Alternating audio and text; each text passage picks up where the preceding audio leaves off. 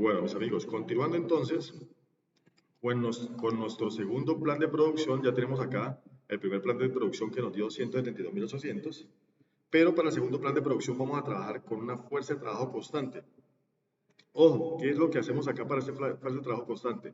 Para ese trabajo vamos a tomar en cuenta la siguiente relación.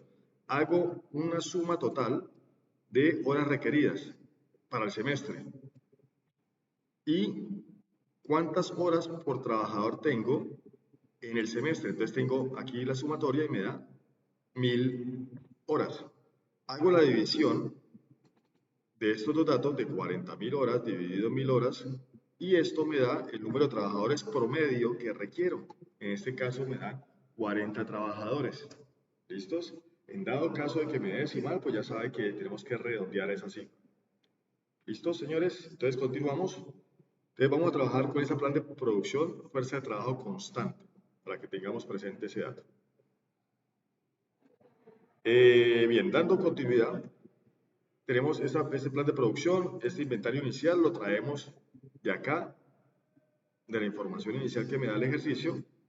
Inventario inicial, 400 unidades. Por ahora no nos preocupemos acá por este inventario inicial para los siguientes meses. Ya les digo cómo calcularlo, por favor. Días hábiles del mes, ya saben de dónde lo traemos, de acá, de la información inicial que me dan, el número de días hábiles. Listo, y ahí lo que hago es arrastrar la fórmula y ahí me dan los días hábiles por mes. Horas de producción disponibles. Entonces, ¿cómo hacemos? Multiplicamos simple y llanamente. Vamos a multiplicar acá. Es el número de días hábiles por el número de trabajadores por 8 horas que tengo disponibles. Pero mucha atención al siguiente dato.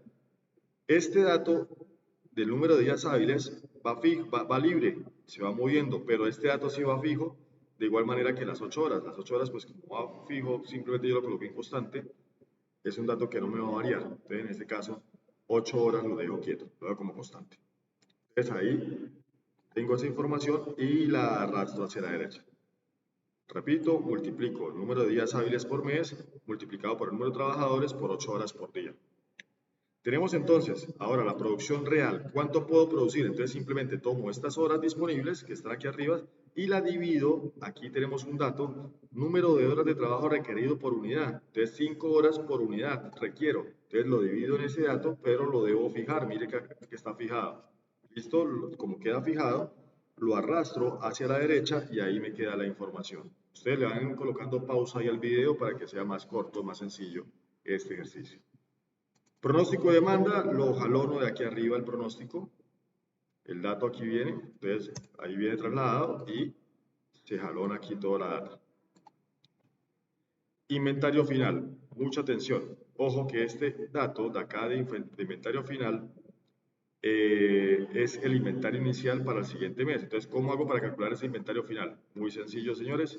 Simplemente decimos la suma de el inventario inicial más la producción que puedo producir realmente menos las ventas. ¿Cuáles son las ventas? El pronóstico de demanda, lo que yo pronostico que se va a vender. ¿Listos? Y con eso tengo el dato de inventario final y lo arrastro hacia la derecha. Ahí está. Tenemos entonces ahí el inventario final. Y recordemos que este inventario inicial lo jalonamos del mes anterior. El inventario inicial de febrero es el mismo inventario final de enero. Y así con cada uno de los diferentes meses para que por favor lo hagamos. Entonces acá ya como tengo este dato lo arrastro hacia la derecha y ahí ya tengo el inventario inicial. Costo de escasez. Ojo. Entonces aquí yo tengo que hacer un condicional. ¿Cómo hago, profe, para ese condicional? Del costo de escasez. Por favor, mucha atención. Les hacemos un indicador lógico al Excel. Le decimos que si ese dato de inventario final es negativo, es decir, que es menor que 0, entonces me convierta ese dato, como es negativo, entonces lo multiplico por menos antes de menos ese dato negativo multiplicado por el costo de inventario agotado. Miren que aquí hay un costo de inventario, costo de margen de inventario agotado, entonces lo multiplicamos por ese dato en negativo, lo multiplicamos en negativo. De lo contrario, si ese dato no es menor que 0, entonces ponemos 0. para que lo tengamos claro ahí. Entonces, le damos Enter y el costo de escasez, ahí lo calculamos para todos y cada uno de ellos y ya lo tenemos. Entonces, en este caso, como había escasez, como es negativo, sí me da costo de escasez y los que me dan positivo no me da costo de escasez. Y hacemos aquí al final una sumatoria para llevar el costo total al final. Entonces, hacemos la sumatoria de costo de escasez y ahí nos da. Inventario de seguridad es un dato que jalonamos, lo podemos jalonar de aquí arriba, el inventario de seguridad, o simplemente lo multiplicamos por el 25%, como quieran. Cualquiera de las dos formas lo podemos hacer. Y ahí tenemos el dato de inventario de seguridad para cada uno de los diferentes meses. Ahora, ¿cómo calculamos las unidades en exceso? Entonces aquí hacemos otro indicador lógico, otra fórmula lógica. Le decimos al computador, igual si el inventario final es mayor que el inventario de seguridad, entonces hágame la diferencia, le digo aquí mire punto y coma, entonces hágame la diferencia entre inventario final menos el inventario de seguridad. De lo contrario, le digo al computador que me ponga 0. Si es falso eso, que me ponga 0. Y listo, y arrastro esa fórmula hacia la derecha. Listo, ahí lo tenemos, ese dato. El costo de mantenimiento de inventario simplemente es esas unidades en exceso, lo multiplico acá por el costo de mantenimiento de inventario, le damos fijación de celda con F4 y le doy Enter. Le doy Enter, lo que hago es replicar la fórmula hacia la derecha. Y después lo que hago es una sumatoria total de esa información, le doy Enter. Bueno, me disculpa que vaya rápido, ustedes le van colocando pausa ahí al video. Acá, costo de tiempo normal. El costo de tiempo normal simplemente es la multiplicación de horas disponibles de producción multiplicado por lo que cuesta el tiempo en horas normales o el tiempo regular, que es $4, y lo fijo, le doy Enter y lo arrastro hacia la derecha. Y después hago una sumatoria de toda esa información y me dice que el costo del plan de producción 2, que es fuerza de trabajo constante de 40 trabajadores, me vale 162.000. Miren, el plan de producción 1, 172.800, el plan de producción 2, 162.488. Ya mejora un poco mi plan de producción. Ahora nos vamos con plan de producción 3. Mucha atención aquí a esto. Plan de producción 3 me dice fuerza de trabajo bajo y constante. Para ello, nótese acá que tomo 25 trabajadores. Pero, profe, ¿cómo hago para tomar los 25 trabajadores? Muy sencillo, señores. Le decimos acá que me tome el mínimo de ¿qué? Aquí arriba habíamos calculado el número de trabajadores requeridos. Entonces, le decimos igual el mínimo de todos estos datos, de todos estos números de trabajadores. Y él me va a escoger el menor, que es 25 trabajadores, que efectivamente, miren acá, que me da 25 trabajadores. Y listo. Y empezamos a calcular entonces, señores. Requerimiento de producción, lo jalono aquí arriba, en la primera tabla que habíamos calculado. Requerimiento de producción, muy sencillo. Y lo que hago es arrastrar. Listo. Ahí traemos días hábiles por mes. También lo traemos de aquí de la primera tabla que tenemos. Días hábiles. Le damos Enter y arrastramos hacia la derecha. Y ahí tenemos número de días hábiles. Horas de producción disponible. Muy sencillo. Decimos 22 días hábiles multiplicado por 25 trabajadores. Esos 25 trabajadores los fijo, por favor. Fijamos esos 25 trabajadores y lo multiplico por 8 horas que tengo disponibles por día. Y listo. Y ahí lo que hago es arrastrar la fórmula hasta la derecha. Listo. Producción real. ¿Cómo calculamos la producción real? Pues estas horas de trabajo disponibles y la divido en 5 horas por cada unidad que puedo producir. Pero ojo que este 5 lo debo fijar con F4. Entonces le doy fijación con F4, listo, le doy Enter y arrastro la fórmula hacia la derecha. Ahora, unidades de subcontratación o por outsourcing. Entonces, ¿cómo hacemos? Muy sencillo. Tengo que producir 1850 unidades, pero mi capacidad de producción me da para 880. Entonces hago la diferencia entre lo que me piden en producción menos lo que puedo producir y eso me da lo que debo subcontratar. Esto debo buscarlo con un proveedor externo, 970 unidades. Hago esa diferencia y arrastro la fórmula hacia la derecha. Después de esto, lo que hago es simplemente, pues, hombre, multiplico el número de unidades a subcontratar y lo multiplico por el costo marginal de subcontratar, que son $20.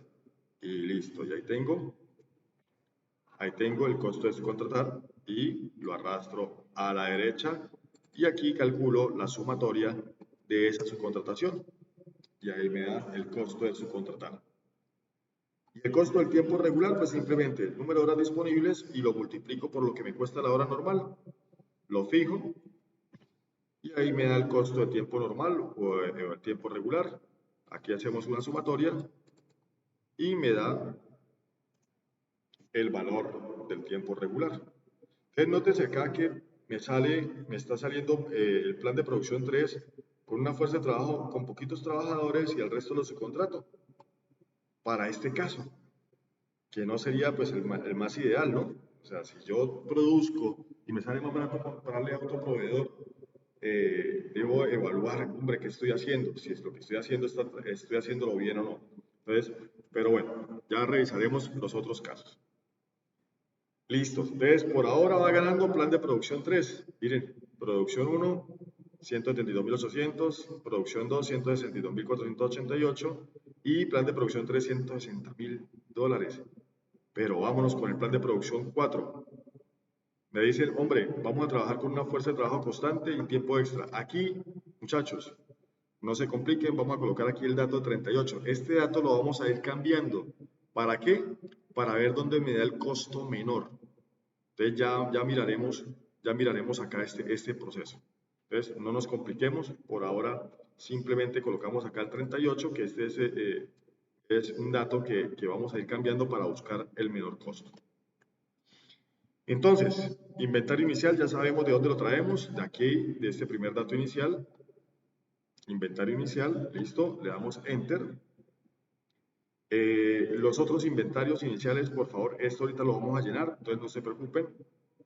Días hábiles por mes, esto lo traemos también de acá, de la tabla inicial, días hábiles por mes, y lo arrastro hacia la derecha, por favor. Lo arrastro. Horas de producción disponibles, entonces simplemente multiplicamos, así como en las tablas anteriores, multiplicamos el número de días hábiles por 38 trabajadores por 8 horas. Ese 38 recuerden fijarlo con F4. Entonces ahí le damos la fijación y listo, y arrastramos, y eso es el número de horas de producción disponibles. Ahora, producción en turno regular. Ojo con este dato. Profe, ¿y por qué me toca redondear? Porque es que resulta que como yo divido entre 5, este dato, al dividirlo entre 5, pues me va a dar unos decimales. Entonces yo ahí pues simplemente lo que hago es redondear, porque yo cuando produzco cantidades completas, no produzco fracciones de unidades. Entonces simple y llanamente le digo igual redondear a este dato que es horas de producción disponibles dividido en 5 horas que me cuesta producir una unidad, ¿sí? Que es las horas de trabajo requerido. Entonces le digo ahí al computador, hombre, igual redondear esa división de este dato dividido entre las 5 horas, punto y coma, y que me redondee a 0 decimales. Este 0 significa el número de decimales que yo quiero redondear, en este caso 0 decimales, y lo arrastro hacia la derecha. Y ahí tengo los datos. Pronóstico de demanda, lo jalono el primer dato de acá arriba, pronóstico, enter, y traigo los datos hacia la derecha. Unidades disponibles antes de tiempo extra, pues muy sencillo. Decimos que inventario inicial más la producción en turnos regulares menos lo que yo pronostico que voy a vender, el pronóstico de demanda. Y listo, y ahí me da la data, que es, en este caso me dio negativo.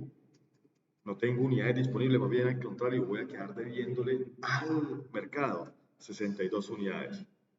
Y este dato lo arrastro hacia la derecha. Listos. Entonces, como no me queda data acá, debo hacer lo siguiente. Debo hacer un indicador lógico para ese inventario inicial. Entonces, mucha atención. Hago un indicador lógico y le digo al Excel, hombre Excel, si estas unidades disponibles antes de tiempo extra es menor que 0, o sea, si es negativo, ponga 0. De lo contrario, si es positivo, tráigame ese dato positivo para acá, para las unidades de inventario inicial.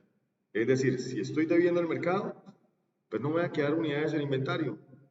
Y si me da positivo, pues, hombre, tráigamelas ahí al inventario. Entonces, listo, arrastro y ahí tengo ya los datos de inventario inicial. Entonces ya hasta acá toda esta data queda calculada en su tabla. Ya debería quedar calculado y los datos me deben estar coincidiendo.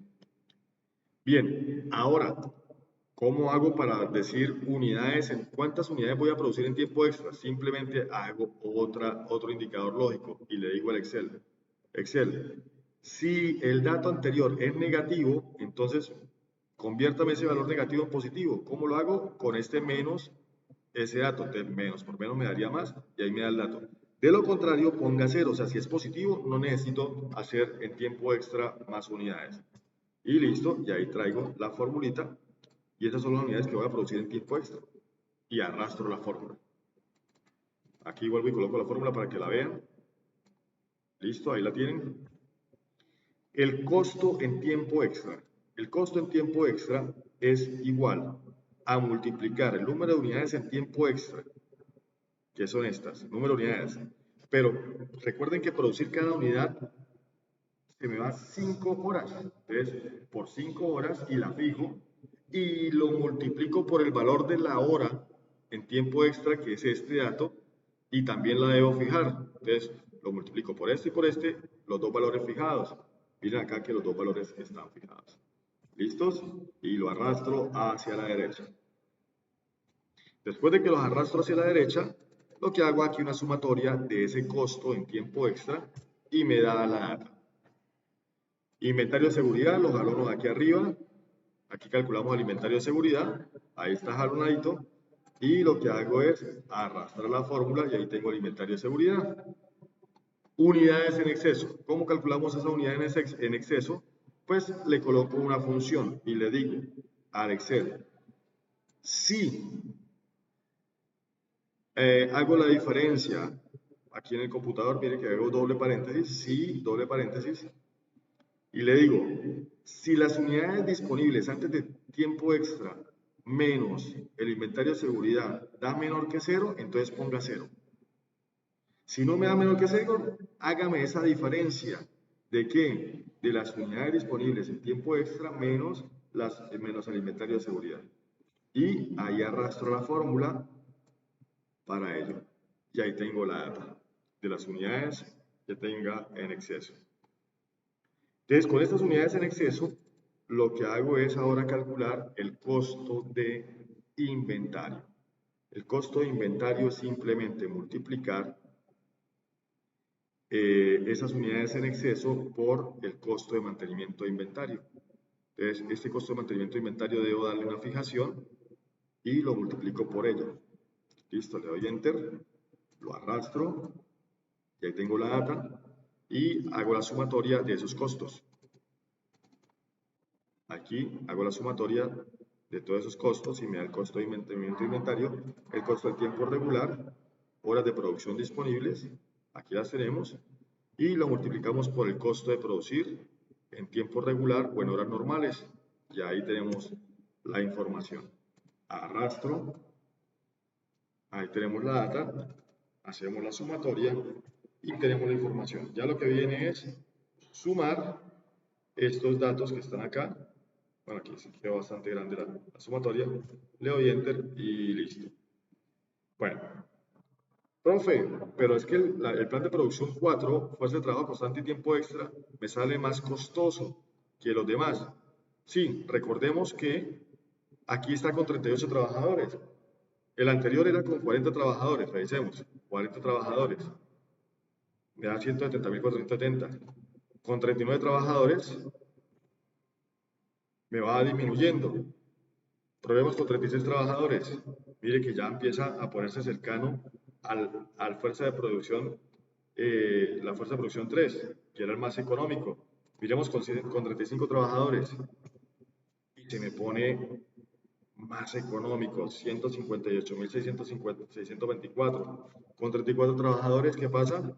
Ya se me vuelve a subir. Entonces, diríamos que el óptimo o el ideal para trabajar la empresa para que minimice sus costos de operación es que trabaje con 35 trabajadores y el resto lo trabaje por medio de la utilización de outsourcing. ¿Listos? Ya lo que viene es hacer una redacción, una recomendación empresarial, como ustedes saben, utilizando esta información para poder vender correctamente pues, ese plan de producción, como ustedes han visto en las anteriores clases. Muchachos, ahí les dejo este modelo. Ahorita pues les dejo unos ejercicios para que se terminen de fortalecer. Un feliz día. Gracias. Hasta luego.